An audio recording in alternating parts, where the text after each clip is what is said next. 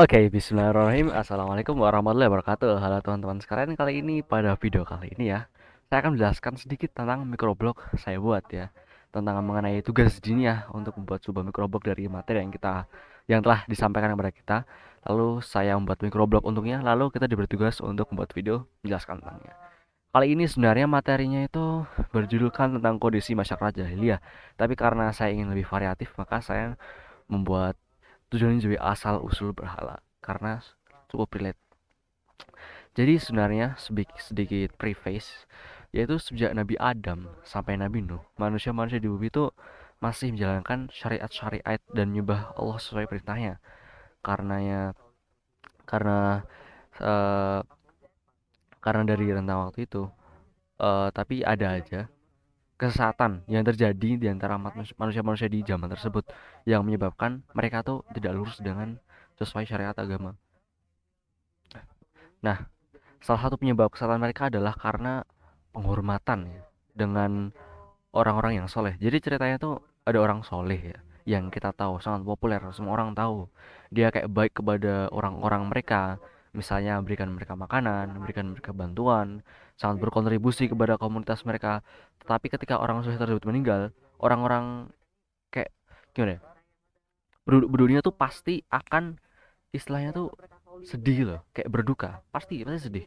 Udah bagus-bagus, udah membantu mereka, lalu meninggal tiba-tiba ya. Lalu mereka pun saking sedihnya mereka membuat patung-patung orang-orang soleh tersebut yang tujuannya tuh bukan untuk menyembahnya sebenarnya, tapi sedangkan itu untuk mengingatkan akan kebaikan. Jadi mereka tuh memiliki niatan untuk membuat patung itu agar istilahnya tuh keingat oleh dengan kebaikannya, bukan hanya kebaikannya tapi juga untuk mengingatkan kita untuk melakukan kebaikan tersebut. Misalnya orang yang suka membagi, saya ada orang soleh yang suka berbagi, bersedekah dan semacamnya, maka ketika kita melihat patungnya, oh saya belum berbagi nih, saya belum sedekah nih, saya belum infak nih, langsung diinfakkan dan semacamnya. Itu sebenarnya sangat sangat amat membantu ya dan sangat masuk akal menurut kita. Tetapi walaupun hal tersebut ya mendatangkan kebaikan, lama kelamaan generasi-generasi selanjutnya mereka melebih-lebihkan hormat, melebih-lebihkan untuk menghormati patung-patung tersebut. Emang dihormati sih, iya dihormati, tetapi generasi-generasi sebelumnya tuh menghormatinya dengan cara berlebihan, bagaikan tuh ini apa nih, patung punya nenek moyangku, mereka kayak suka melihatnya, suka berbuat baik karena ya jangan-jangan disembah nih.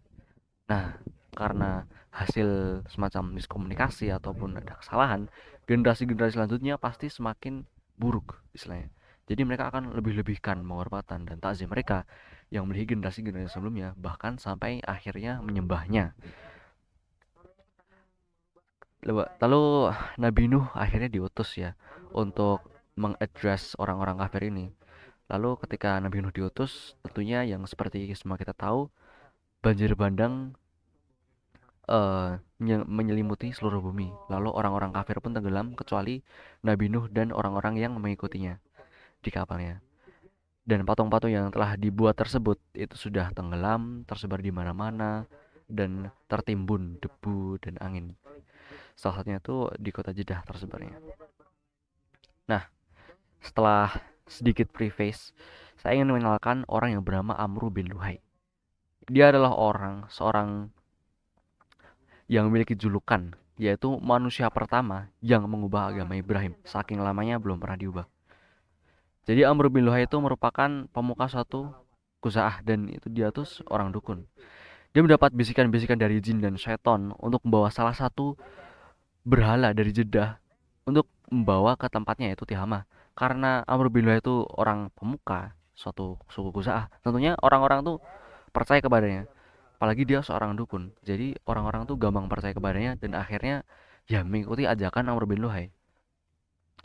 Nah, seperti yang tertulis di sini tuh orang-orangnya tuh bahkan menerima ajakannya untuk menyembah berhala sampai di giveaway-in ya berhala-berhalanya dari Amr bin Luhai bawa dari Jeddah ke Tihamah kepada orang-orangnya.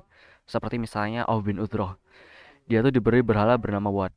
Bahkan menamakan anaknya tuh Abdul Wad yang berarti hamba Wad. Lalu Mathash yang diberi berhala yang nama Yagut.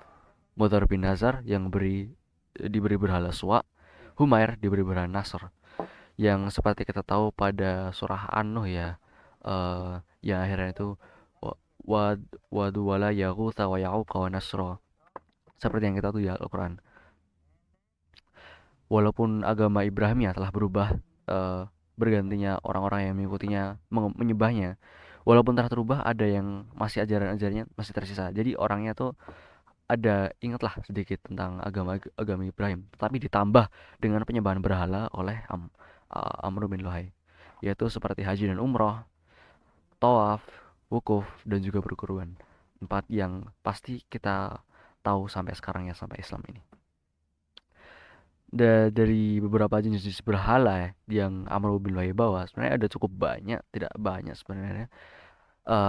Ini saya dapat gambarnya dari Wikipedia, jadi mungkin tidak akurat dan mungkin siapa tahu juga salah ya.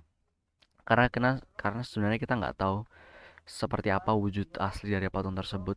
Jadi di sini saya mendapatkan foto dari berhala Uzza, Lata dan Manat dari kiri ke kanan, Uzza, Lata dan Manat. Lalu ini juga Lata terukir pada semacam bongkahan batu diukir.